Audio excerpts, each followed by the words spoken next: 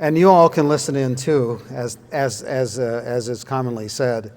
The topic is vital to their lives, and it's also a core factor in God's plan of salvation, and that is the topic of full disclosure. It might seem a bit arcane. It might seem to be a legal issue for this secular world, but it actually has a great spiritual application. There are a number of ways to define full disclosure because they are all variations on the same theme, and that is the material details of a proposed exchange or relationship must be fully explained. And it's an aspect really of honesty. And so it leads to the ability to make informed consent in a relationship.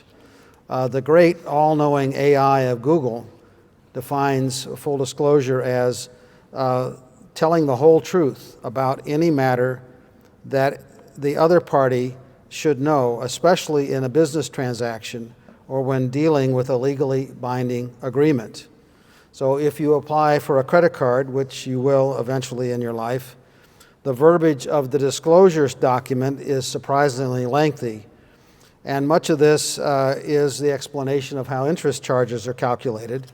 And that sometimes goes on for several pages. And my pro tip to you, of course, is to always pay off your monthly balance, and the interest is not a matter. But as you young people go out into the world to establish your lives, there are always circumstances where you will owe someone else a full explanation of your circumstances and your intentions. And this is never more true than when you find someone special and want to marry them. Full disclosure is always thus connected with informed consent. While the obligation or duty to fully disclose a matter implies it must be explained plainly, it also implies a lot about the circumstances of the other party. The main point being that they must have sufficient mental capacity and maturity. It also implies that we must have personal and environmental circumstances that permit what is being explained to be absorbed so they can weigh and evaluate the many factors of it. An infant cannot do this. Neither can a person whose life or emotional state is in chaos or who is severely injured or otherwise debilitated.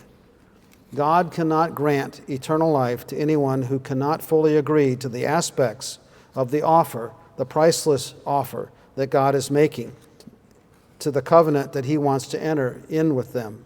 Otherwise, God would be committing some type of fraud or coercion, which always is contrary to His nature and to the goal of His plan. God's burden of fully disclosing His plan of salvation to every human who ever lived is unbelievably immense because only a person can make a fully informed decision. But every person has unique concerns. They have strength, they have weaknesses. Their ability to understand the offer, the fears, the burdens, the failings of sin, the things that inhibit them from being able to make this decision is unique to every human. It's as unique as their fingerprint.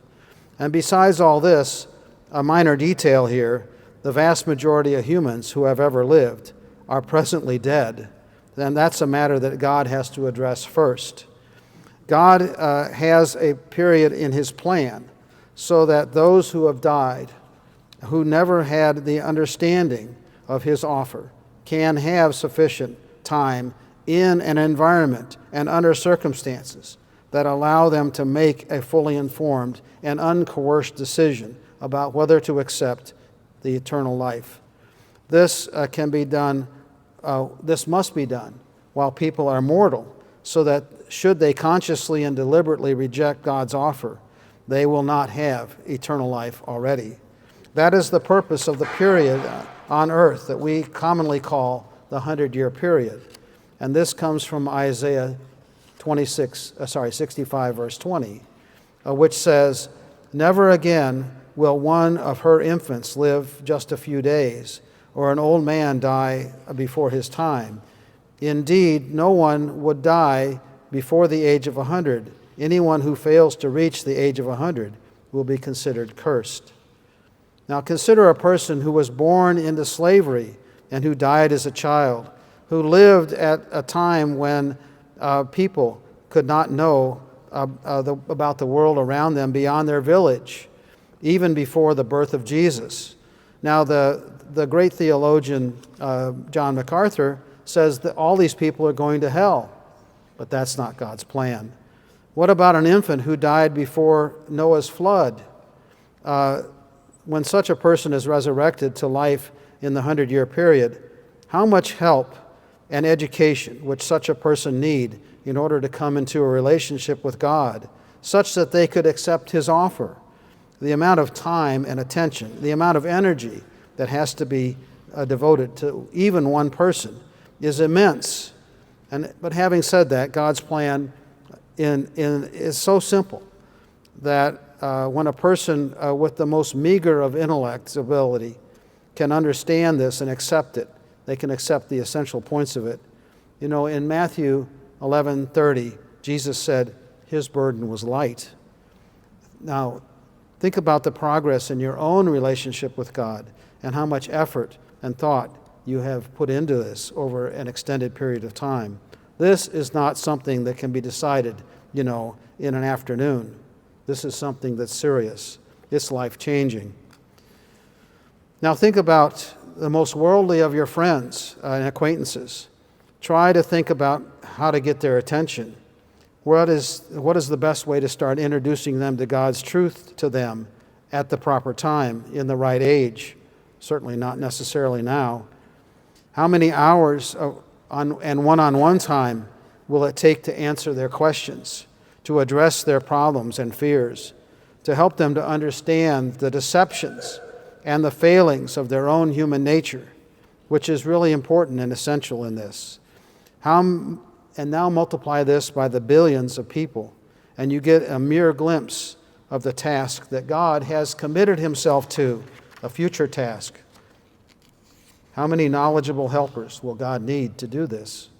This is why God has been dealing with humanity the way he has up until now. This is why God only promised physical blessings in the Old Covenant and dealt with Israel through a very few prophets. This is why Jesus taught in parables, as he explained in Matthew 13, that in seeing they would not see clearly enough.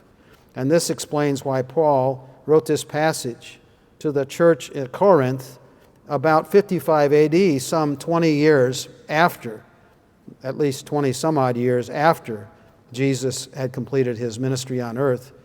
In 1 Corinthians 13, starting in verse 9, it says, "For we know in part and we prophesy in part. But when what is perfect comes, the partial will be set aside. When I was a child, I talked as a child. I thought like a child. I reasoned like a child. But when I became an adult, I set aside childish ways. For now we see in a mirror indirectly, but then, in the future, when all is revealed, when all is fully disclosed, we will see face to face.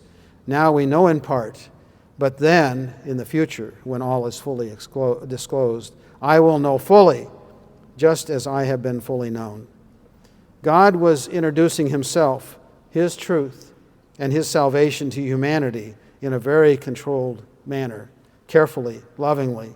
And so, as to whet their appetites, to prepare them for the things to come, to find people to whom he could fully disclose so they could be the personnel to educate and administer the first wave of humans in the millennium, and they, in turn, would be the ones to work with the billions of humans in the 100-year period. Jesus said he was the way, the truth, and the life. Being truthful is a core value to God's nature, and thus he reveals his plan of salvation to all humanity, and he has a duty towards full disclosure. The Passover, the days of unleavened bread, Pentecost, then trumpets and atonement, the Feast of Tabernacles, and the last great day are aspects of God's plan of salvation that disclose and rehearse some of the important aspects of his plan. And now you young people see how the topic of full disclosure is not just some dry legal or ethical concept. It is an essential concept that actually drives, informs, and controls some of key aspects of how God had to deal and is going to deal with humanity, so that maybe one day in their time they will each accept God's priceless offer of eternal life.